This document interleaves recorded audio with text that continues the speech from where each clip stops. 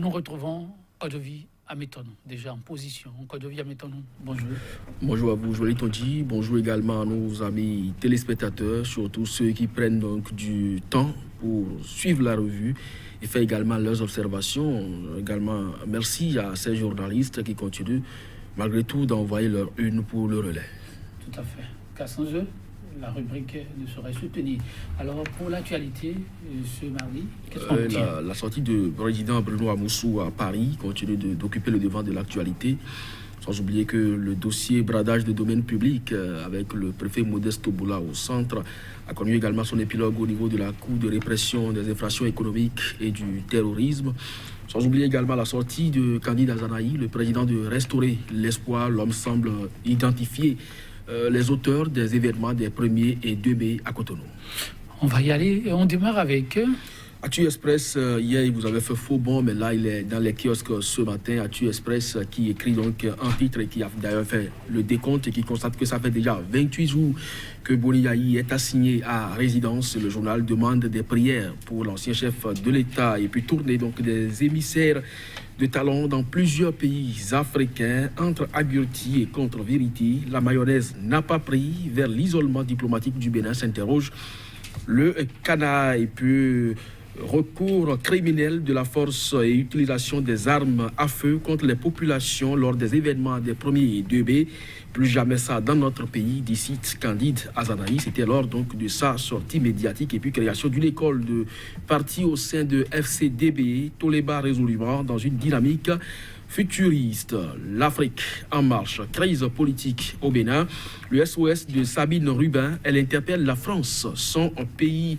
Et puis votre journal interpellé par la haute autorité de l'audiovisuel et de la communication, c'est bien sûr l'Afrique en marche, rectificatif au sujet de l'article Sakalafia dit être prêt à brûler des Béninois. On continue avec le nouvel observateur. Manifestation des 1er et 2 mai 2019. Candide Azanaï exige que les responsabilités soient situées. Rencontre avec les Béninois de la diaspora. Bruno Amoussou entre ridicule et hypocrisie.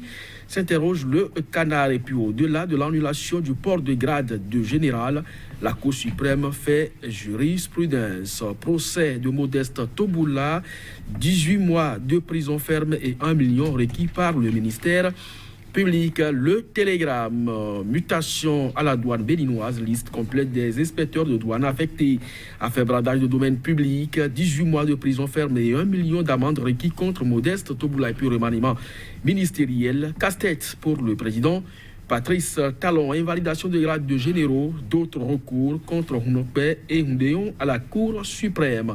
Matin libre, gouvernance Talon, le Bénin sera-t-il éligible à un MCA 3? C'est une interrogation à la une du journal. Et puis offensive à l'international contre la gestion du pays. Soglo se sert de la chicotte d'hier.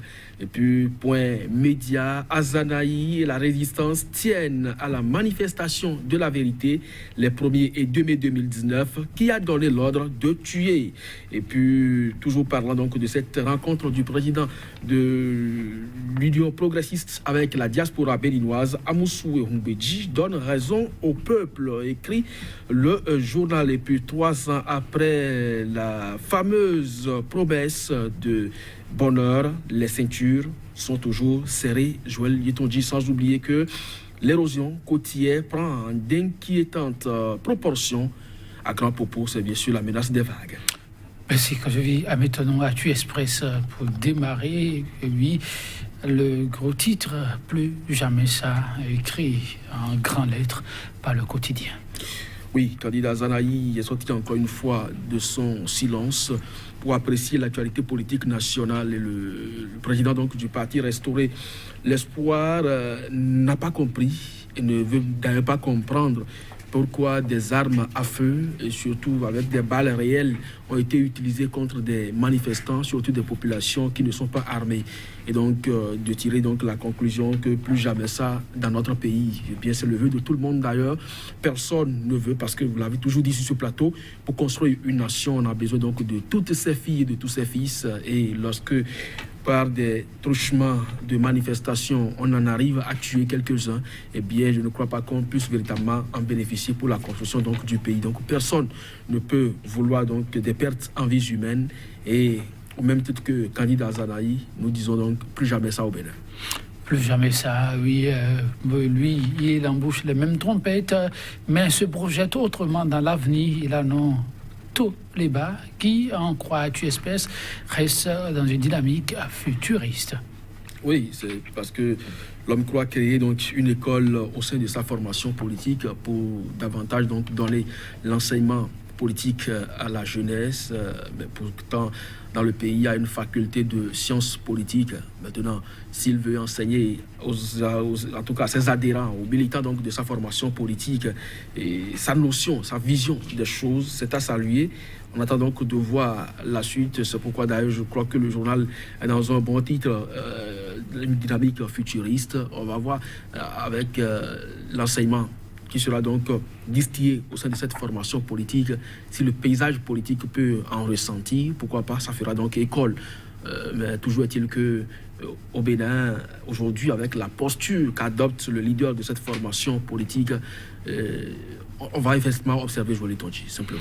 On observera, oui, le télégramme pour parler des faits autres que politiques, dit 10 mois requis, 1 million d'amende, c'est bien ça, hein, si je lis pas mal, requis contre l'ancien préfet dans un dossier de bradage. L'homme ne reconnaît pas les faits, on attend le verdict final, mais c'est ainsi le tableau qui laisse croire que bientôt l'homme sera définitivement situé sur son sort. Tout à fait, son procès est ouvert hier devant la Cour de répression des infractions économiques et du terrorisme, comme je l'avais déjà dit. Le ministère public a requis effectivement 18 mois de prison ferme et 1 million d'amende.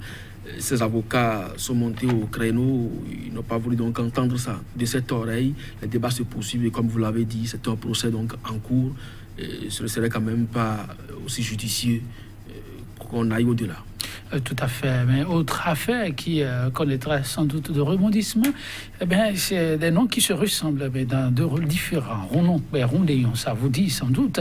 Le télégramme nous apprend qu'en dehors du recours qu'il y a eu contre ces deux hommes de la République, grandes figures de la police républicaine, d'autres recours pourraient leur tomber dessus. Oui, il se suffit depuis quelques jours, hein, parce que il paraît qu'ils sont passés donc de commissaire au contrôleur en extrapolant les choses. Ça ne s'est pas fait dans les règles de l'art, un peu comme de contrôleur au titre de général également. Donc peut-être que la Cour serait peut-être en voie d'étudier également ce recours et les rétrograder davantage. Donc de toutes les façons, c'est une information à suivre de très près, mais le chef de l'État, disposant donc de son pouvoir discrétionnaire, peut également à tout moment les réhabiliter. Donc c'est un débat qui est complètement entier. Donc nous ne sommes pas spécialistes en la matière. L'évolution donc au niveau des grades, au niveau de la police ou de la gendarmerie ne sont pas les mêmes. Aujourd'hui, il n'y a plus de gendarmerie, donc tout le monde évolue sur l'échelon de la police. Les deux hommes provenant donc de la police. On va observer dans la République ce que ça va donner. Toujours est-il que la justice est en train de faire son travail. La Cour serait donc dans la droite ligne de rendre sa décision, même si ces rendus ne sont susceptibles de recours. Eh bien, le chef de l'État peut, avec son pouvoir discrétionnaire, nous apprend-on, réhabiliter les deux hommes. Donc, on suit de près, que je viens maintenant toujours autre chose à suivre de près et à observer minutieusement, c'est bien la mer, par ses ravages, ses avancées et ses points médias qui nous l'apprend, elle évolue en dépit des efforts fournis ça et là. Ah bon, vous parlez d'efforts, je ne sais pas si vous savez de quelle localité on parle. On parle de Grand Popo et non d'Avlekété. Tout à fait. C'est à Avlekété qu'il y a les granites de Norvège. À Grand Popo, il y a le projet aussi en cours. Oui, au ministère, c'est encore au niveau du gouvernement. On travaille dessus. On avait entre-temps dit ici qu'on va boucler bientôt le financement. Ce n'est pas encore fait, mais en Avlekété, c'est déjà fait. Donc, on attend donc de voir, lorsque vous parlez donc des efforts fournis ça et là, ce n'est pas à Grand Popo que des efforts restés fournis. Et il faut encourager l'acte que je viens maintenant. De quel acte vous Lorsque parlez? l'autorité décide et pose... vous savez comment ça se passe au niveau de l'administration, on peut s'en offusquer. On vous l'avait Mais quand dit on sent qu'il y a ce regain désormais... Le directeur des infrastructures nouvelles l'avait déjà dit, pour qu'un projet entre véritablement dans sa phase d'exécution, il faut des années, au minimum 2 à 3 ans. Donc à partir de cet instant, souffrez que la mer continue pas à éroder davantage les côtes de Grand Popo. Et cette ville qui a toujours fait une attraction touristique peut du jour au lendemain disparaître parce qu'il faut faire un tour et voir jusqu'où se trouvent aujourd'hui les vagues par rapport aux bungalows qui servent donc d'abri à ces touristes qui viennent, et également la fête de Novicha que tout le monde aujourd'hui affectionne et qui est en train de faire d'ailleurs école un peu partout sur le territoire national. Bref, c'est dire simplement que les questions de l'heure doivent nous préoccuper. Et Grand Popo disparaître aujourd'hui, c'est Bénin qui perd un pan essentiel de son territoire et ce n'est pas à encourager. Ce n'est pas à encourager. C'est à dessein que j'ai introduit le sujet que devient maintenant, car à la dernière minute, le ministère portant la voix du gouvernement l'a signifié. On n'attendra pas 2 ans, 3 ans pour passer à la phase opérationnelle, car vous l'avez rappelé tout à l'heure, Grand Popo de perdu, c'est une perte énorme. Et ils n'attendent pas vivre ça pendant que le régime est en plein chantier. Alors nous restons avec Point Média. Désolé, quand devient maintenant, on nous signale qu'on ne pourra pas continuer. On devrait parler de Bruno Amoussou et de Adrien Rumbedi. On y reviendra. Merci d'avoir été en notre compagnie ce matin. À très bientôt. À très bientôt, chers téléspectateurs, pour d'autres sujets à découvrir avec nos confrères. Au revoir.